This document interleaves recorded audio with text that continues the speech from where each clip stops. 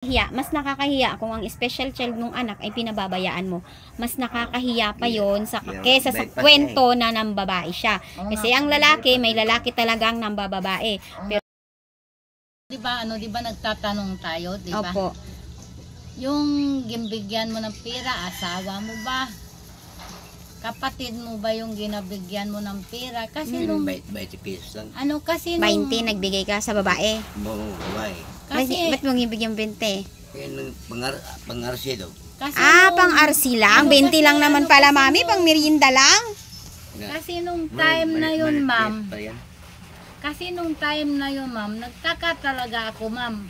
Magbinta pa siya ng karton, magbinta siya ng kalakal. Ma'am, yung pag hiningihan ko siya ng pambiling kape, ma'am, sabihan niya ako kinain na niya lahat.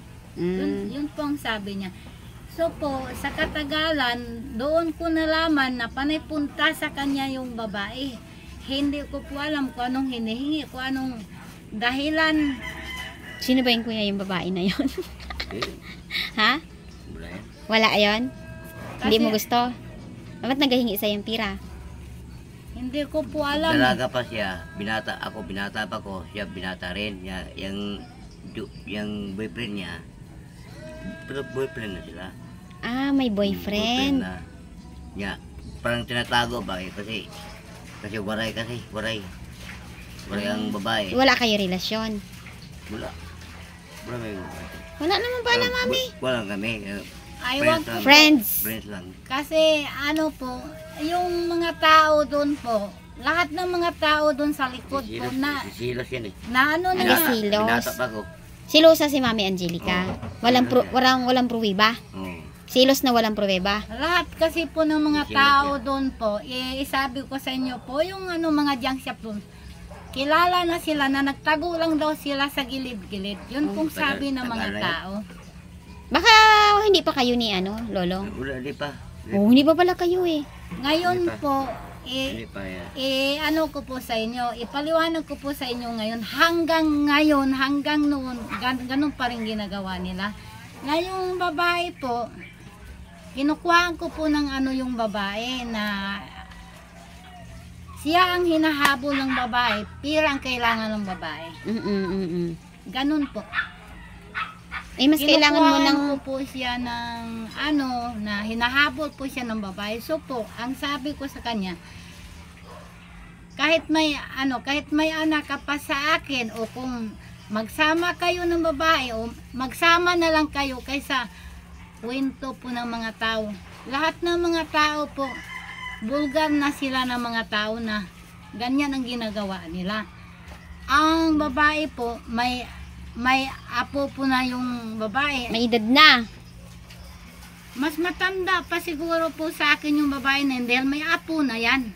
Tapos may asawa pa. Eh, para naman, Mami, tanggap mo naman kasi masaya naman kayong dalawa eh.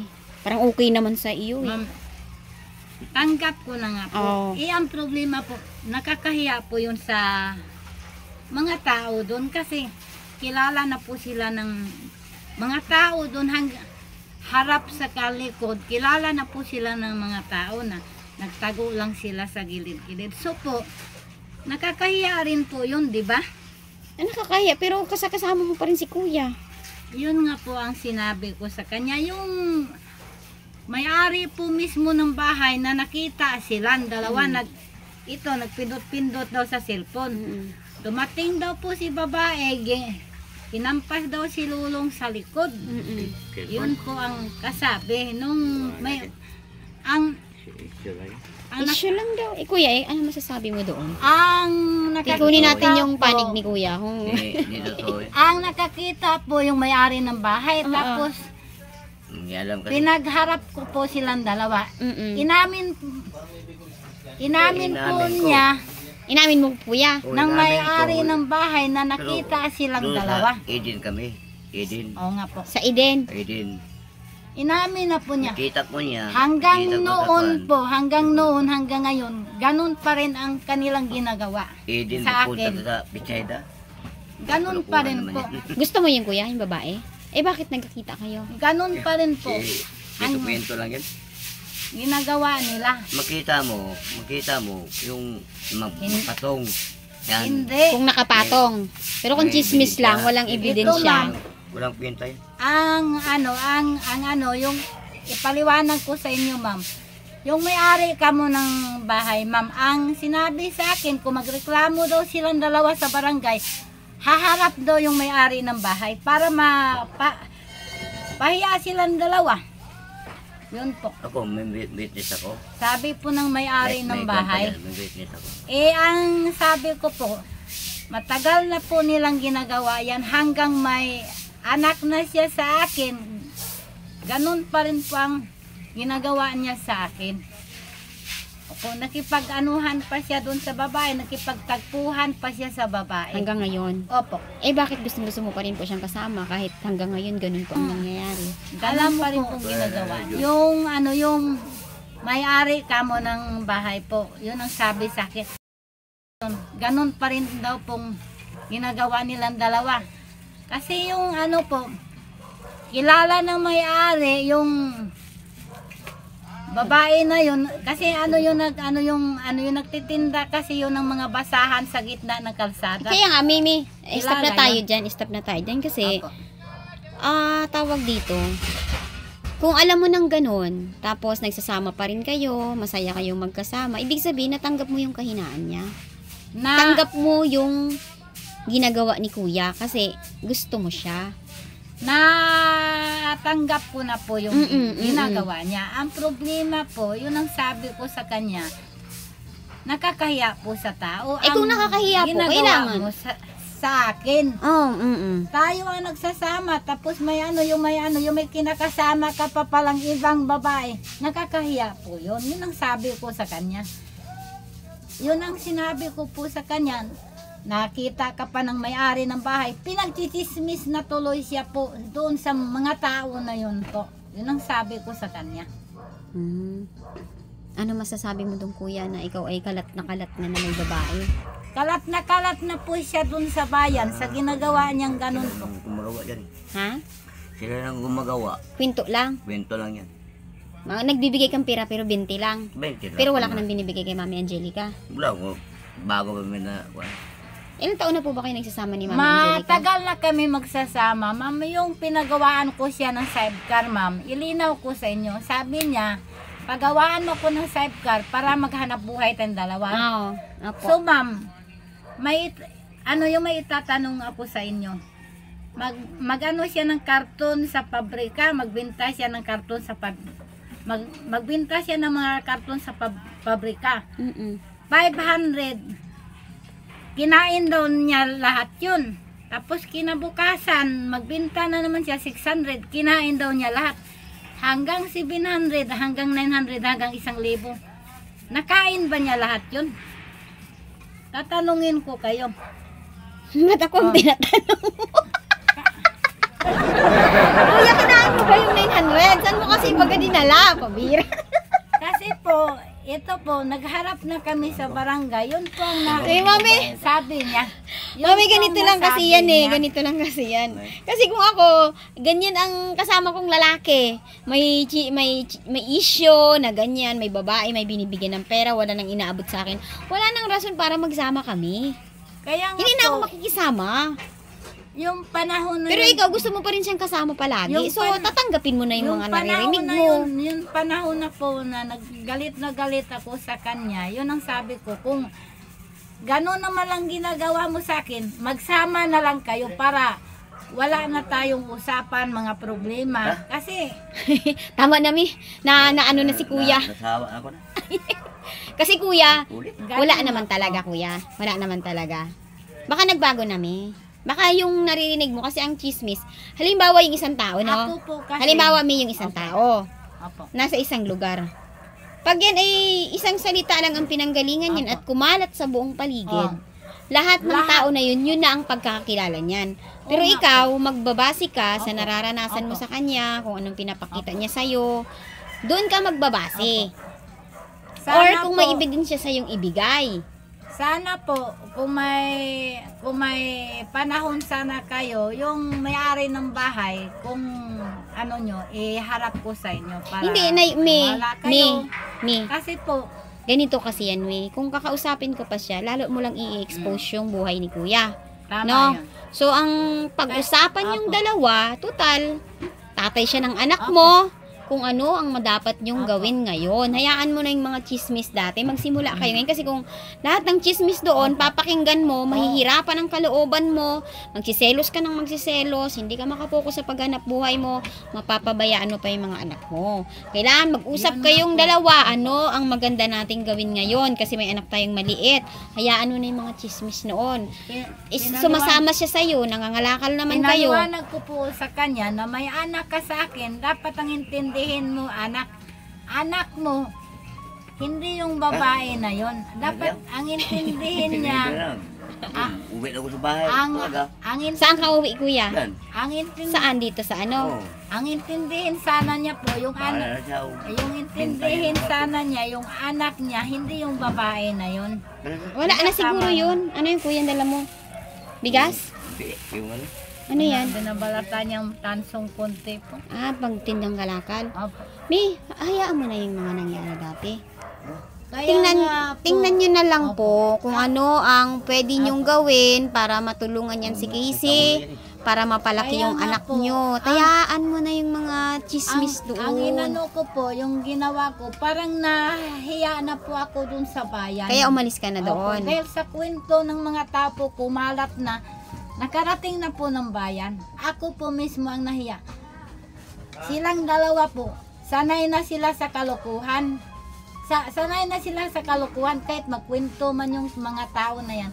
Hindi na sila marunong mahiya sa tao dahil sanay na sila sa kalokohan mga ginagawa nila. Pero sa akin po, marunong po ako mahiya sa tao. Sila po, nasanay na po sila eh. Kalimutan mo na yun, me. Kalimutan mo na yun. Ang malaki mong problema ngayon si Casey. Kaya nga po. Tapos nandyan siya, Opo. magpatulong ka Hanapin mo sa anak kanya. Magpatulong ka sa kanya kung ano ang maganda. Hayaan mo na yung mga nangyari noon. Hayaan mo na yun. Tapos na yun. Ang mahalaga, kung si kuya magtatrabaho siya para matulungan kanya, mapalaki nyo ng maayos yung anak nyo, magtulungan kayo. Yung mga nangyari doon, kalimutan mo na yun. Kaya nga po. Hayaan mo na yun. Masakit sa ulo yun. Hindi, maraming tao na habang nangyayari yung gano'n, nagbabago naman. Sa palagay mo kung gusto niyo yung babae niyan, makikita ko ba siya dito? Bakit pa siya sasama sa'yo? Kaya nga po. Yun Bakit siya tuwing video kasama mo siya? Nakaraan ang sweet niyo. Tapos ikaw nakapako ka dun sa mga chismis doon. Gingyaya ko po siya kasi sabi ko, dadaan muna tayo doon kasi nahirapan na tayo maghanap. Ang sasabihin ko po na hindi namin nakita. Yun po Yan, ang Mihami. sabi ko. Kalimutan mo na lahat nung sabi mong hiya. Mas nakakahiya kung ang special child nung anak ay pinababayaan mo. Mas nakakahiya pa yon kesa sa kwento na nambabae siya. Kasi ang lalaki, may lalaki talagang nambababae. Pero ang nanay na nagpapabaya sa special child, yun po ang mas kahiya-hiya. Kasi alam mo na ang anak mo hindi nakakapagsalita. Hindi nakakaasikaso ng sarili. Hindi nakakakain ng maayos. Tapos may nanay. Ano pa ang mas nakakaya? Yung ginagawa niya ng chismis na yon o yung ngayon ay hindi mo makita si Casey. Mas nakakahiya po yun. Kasi mas malaki pang sakripisyo niyo kay Casey.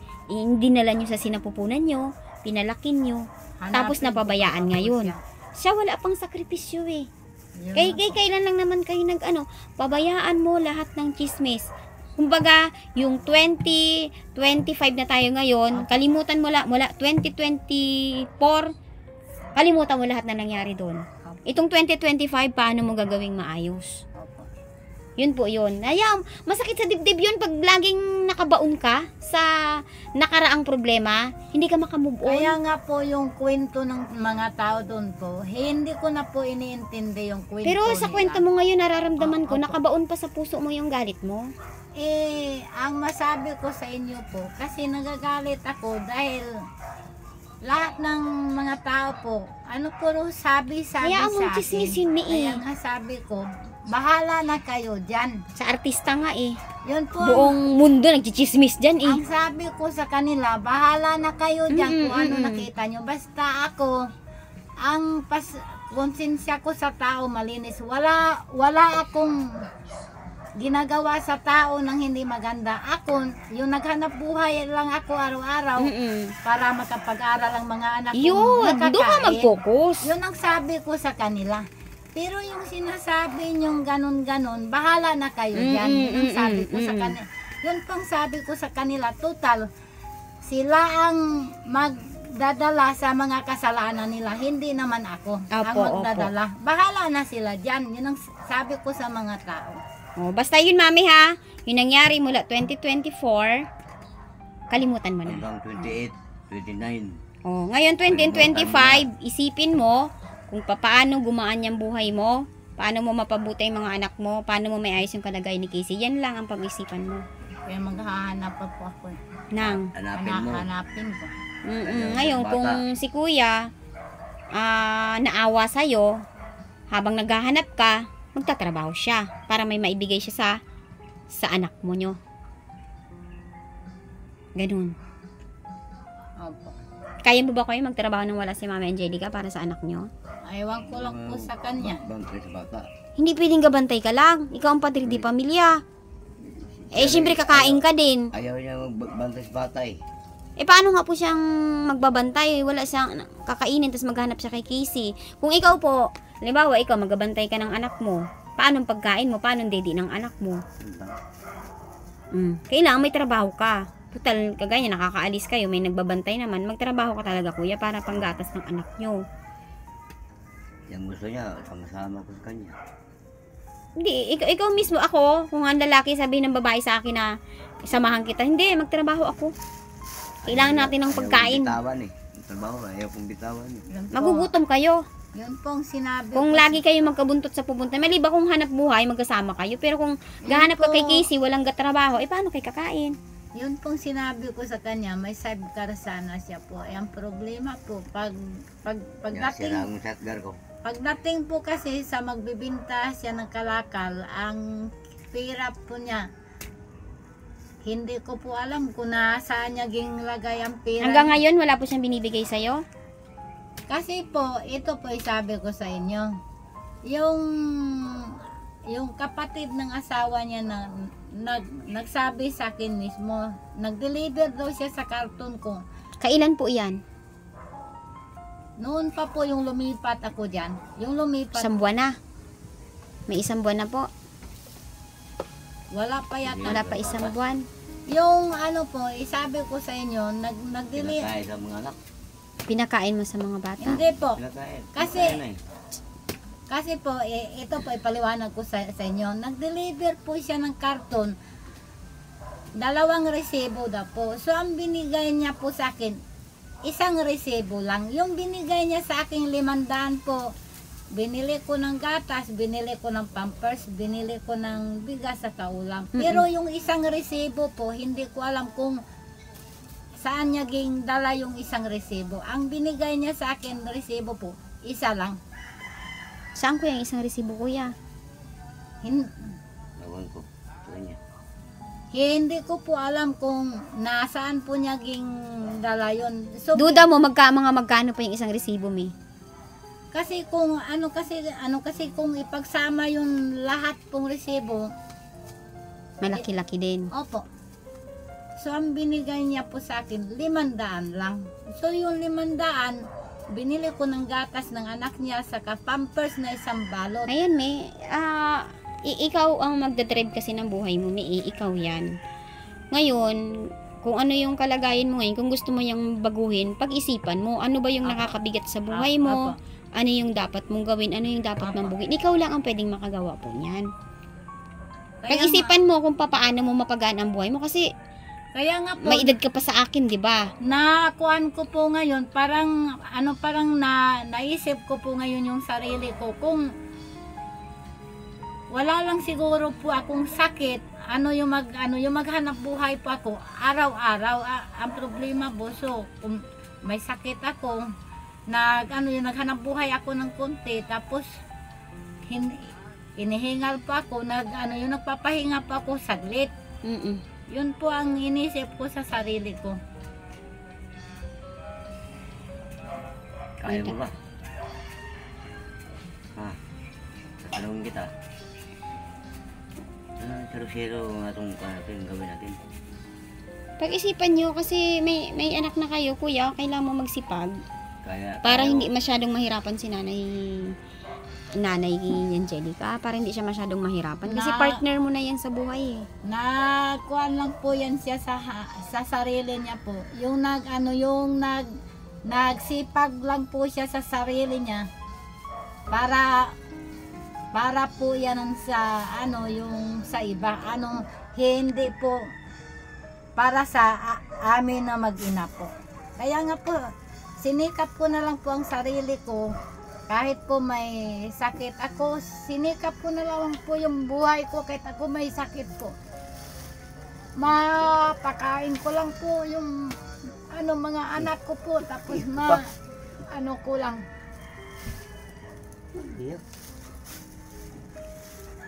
Sige me, ayan na lang muna na bumibigat na rin yung kalooban ko kasi ikaw naman ang pumipili ng buhay mo ngayon eh.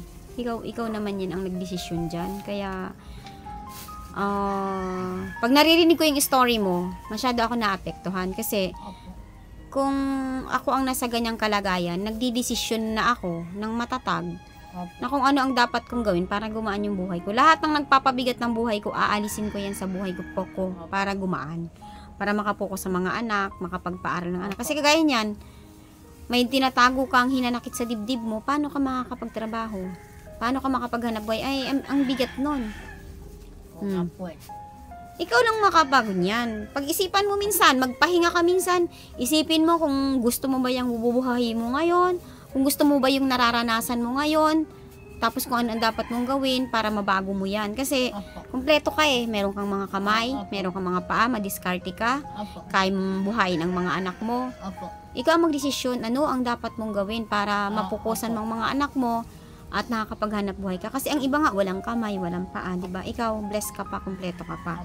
Kaya mo pang maghanap buhay. So, nasa sayo yan kung paano mo pagagaanin yung buhay mo. Nasa desisyon mo yan. Alam mo kung ano ang dapat mong alisin sa buhay mo. At alam mo kung paano mo dapat, kung ano dapat ang priority mo ngayon. Ganun lang po. Ha? Mia, inasahan ko na magpapa-inject kayo. At hihingiin ko yung kasi gusto ko makita na na-injectan talaga kayo. After nyan, sasamahan na kita. Kasi, tawag dito, busy lang ako bukas. No? At gusto ko ka na bukas, ma-injectan ka na ha? Ayan. Sige kuya, mami, bigyan muna kita ng 200 ha, para may pamasahe kayo bukas. Libre yun. Dala ka lang ng ID mo. Kasi kung wala lang ako... May ID naman ako dito yung sa, yung sa PhilHealth po. Oo, naka-address yan dito. Punta kay Kuya Amparo. Alam mo Amparo, bigyan kita ng 200 para magpa-inject. Ha? Wala eh. Di ba ng ID na, Itong ID ba? Yan, ito. Mami, ID. patingin po. Meron ba Hindi, si Kuya, siya ang kailangan ng ID. Kasi siya ang magiging, kasi kung taga ibang lugar, hindi nila tatanggapin. Ito na yun. Hindi, 1, 2, 3, 4, 5. Punta kayo Kuya bukas sa alas 5 dapat. Nakita niya mga kapatid niya po, tatakbo na, hindi na niya namin makita. Hindi na namin makita. Kasi ang sabi sa DSWD, kailangan daw kuhain mo muna ang loob niya eh. Paano mo ang loob? Malayo ka pa lang, nagatakbo na. Si Mary Rose sana ang katuwang mo dyan eh. Oo nga po, yung problema, nandun na siya sa Pangasinan po. May asawa na siya, pero pinapatuloy pa rin yung pag-aaral niya po. Hindi pa maganda na habang nag-aaral ka, may asawa ka na. Yun nga po. Para saan yung pag-aaral mo? Yun nga Para po. ba sa magiging anak mo o ayusin mo muna ang pamilya mo, ayusin mo na ang buhay mo? Yun nga pong sinasabi ko sa kanya. Ang sabi niya po sa akin, ipaliwanag ko sa iyo, ma. So ipatuloy ko yung pag-aaral ko. Saka pag nakatapos na daw siya, tutulungan pa rin daw niya ako. Yun ang Kasi sabi niya. hindi po talaga pwedeng habang nag-aaral ka, asawa ka na, minor de edad ka pa lang eh, 16. Hindi naman dapat yun ganun.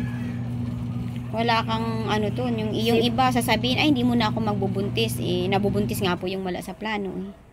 17 na Kawawa siya lang, ngayon, ma'am. Kasi minor pa rin po yun, wala pa 18. Para nga sa akin, ang Kaya anak nga ko, po. 22 na, pero ang pakiramdam ko, kailangan pa ako ng anak ko eh. 22 na ah. Oo nga po. Eh, sa'yo 17. Eh, ang sinasabi ko po sa kanya, sabi niya, alahanin mo na lang sarili mo kasi may sakit ka. So, pag Paano ka nga paano ka nga maayos ang sarili mo? Nangalakal ka, nagaworried ka kay Casey. Nagahinanap ka kay Casey, nagpapaal ka ng mga anak mo na hanap buhay mo, hindi mo na nagagampanan. O nadagdag pa ngayon, nakagat ka pa ng aso, another yung gising ka na naman na maaga. Ang hanap buhay ko nga po, hindi na nga siyempre, naghahanap ako sa kapatid niya. May kapatid pa siyang pinag-aral ko po. Yun nga po ang ko.